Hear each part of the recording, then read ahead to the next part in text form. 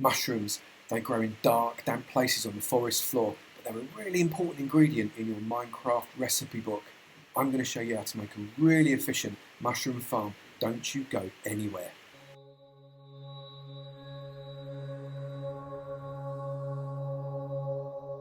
Good morning, good afternoon, good evening and good night, depending on what time you're watching this next episode from me, Avomance, in my farm tutorial series. Today, we've got another farm coming, but this wasn't my design. This design, or the original design, is by my friend K1 Inc., Ken at K1 Inc. We've been chatting for a little while now, and he's done this mushroom farm, which is absolutely brilliant. Could not be more simple, and I thought I would bring it to you. Ken's link to his video is in the description below, and I've just popped up a link on the screen, I hope, for his video. Let's hope I got it right, and if not, the link is definitely in the description below. But he originally designed this, but it was so good I thought I would do one too. Watch out in the future for a collab between me and Ken as well. Little sneak peek there. We're looking at something at the moment. It should be very fun. Anyway, let's get on with this farm. So you don't need too much stuff for this. What you need is 4 chests, 8 hoppers, 42 cobblestone, 4 stone brick slabs, just 1 block of dirt, just the one, 32 oak wood planks, 91 spruce wood slabs, that's 91, 27 plus 64 is 91, 44 spruce wood stairs, 81 spruce wood planks, 17 plus 64 is 81, 44 stone brick stairs, 35 blocks of glass, 1 item frame, 9 buckets of water, a pick to do your mining with, 1 mushroom, 1 red mushroom, and as much bone meal as you can get. Let's crack on with this.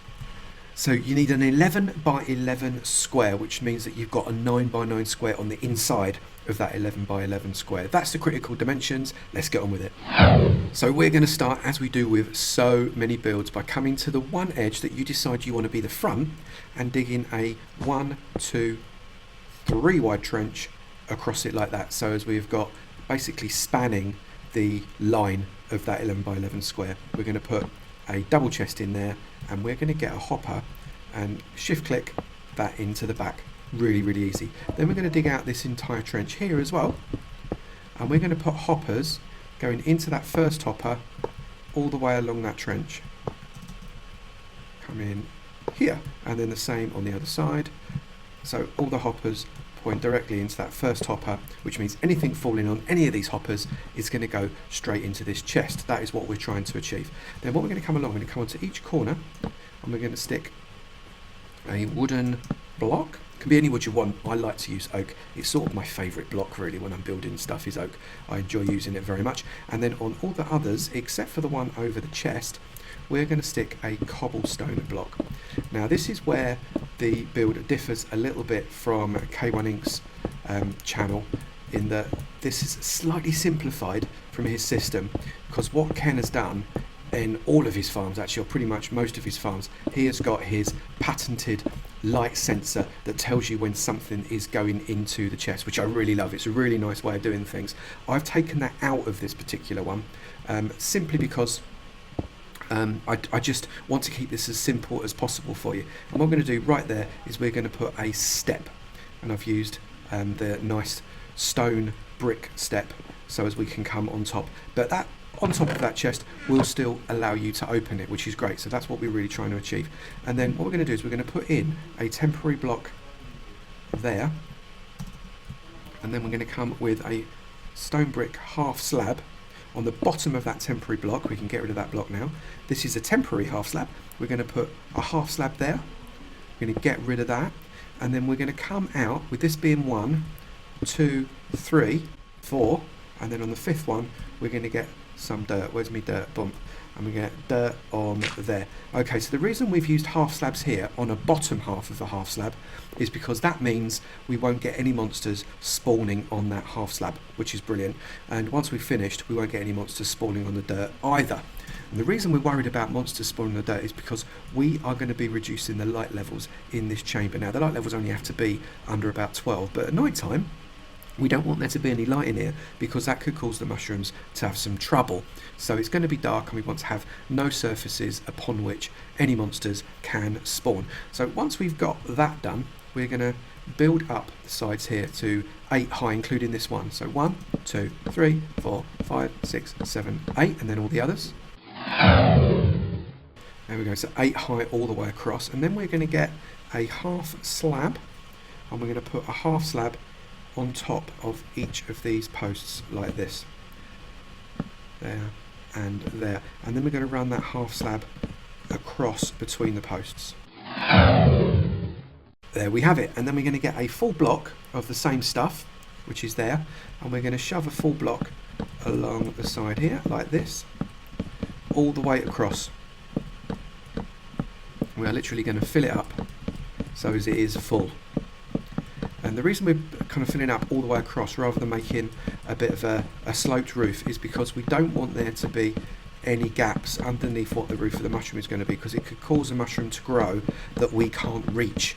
And the last thing we want is a mushroom that we can't reach, because then we won't be able to farm it. So we've got that like that. And then if you want it to look a little bit more pretty, that's always an option. And we can put a half slab just to go around like that. And because it's a bottom half slab, it won't allow anything to spawn on top of it, which is really what you're after. You don't want anything spawning on it. All the way around. And there you go. So we've now got a roof that actually is relatively presentable. We're going to come back and just make that look a little bit nicer in just a moment. But what we want to do first is we want to get some water in. So we're going to get some water, and we're going to put a bucket of water on all of these blocks across here. So you can see some from there all the way across to there. We're going to get one bucket of water in each. So let's get that in there.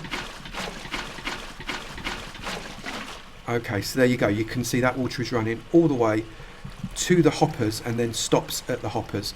What happens if you lob anything in here, if anything falls in this water, I'll demonstrate with this bit of oak wood. If anything falls in this water, there you go, it will flow right across the water and it will land on the hopper or get sucked in, and hello Mr. Oakwood, it's sat in there. So it's dead easy. I mean, it could be more simple. You guys are very familiar with this type of system already. Now we just have to kind of make the system look a little bit nicer. So first things first, we are going to run a glass block all the way along on top of this cobblestone wall. We only need one. The reason for this is just to stop things climbing in the system, and once you've got 2 blocks high, you're not going to get anything climbing the system at all. The fact that it is glass means that nothing will be able to spawn on top of it, because it's a transparent block and things won't spawn on top of those blocks. Now there's always a danger that something will take a little wander up this way, of course, but you know what, sometimes you've got to live on the edge just a little bit, haven't you?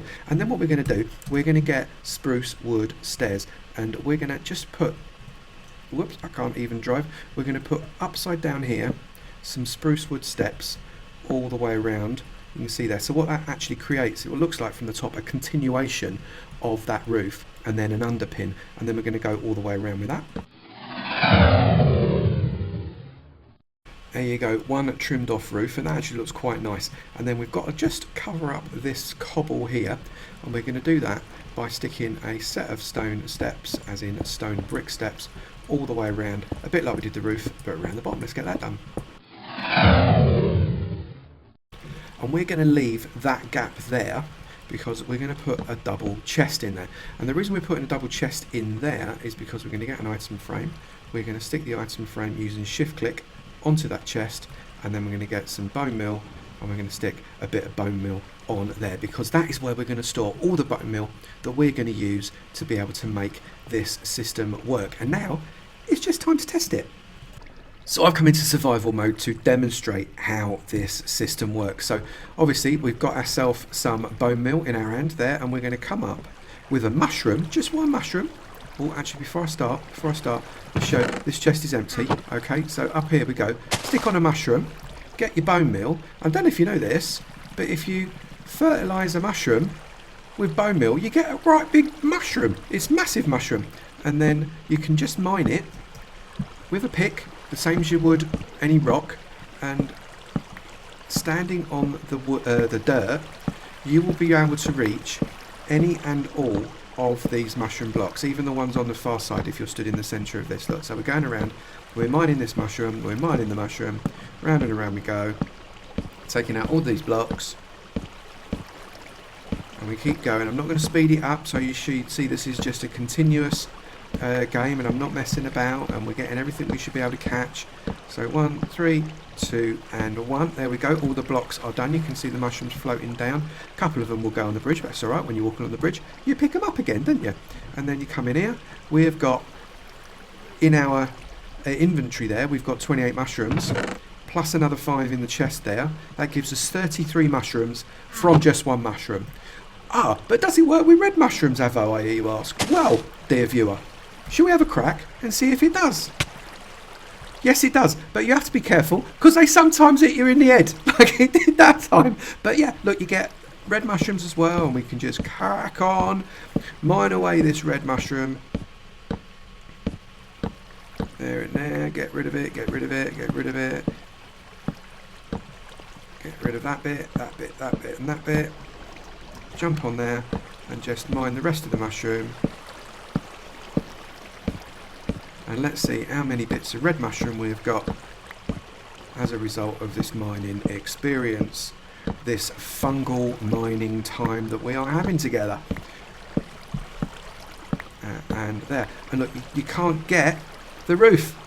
Look, you can't accidentally mine your own roof because you can't reach. It's perfect, isn't it? Right, so there we go. Let's go back down. We've got 7 mushrooms in our inventory and another 7 in the chest. That's 14 mushrooms.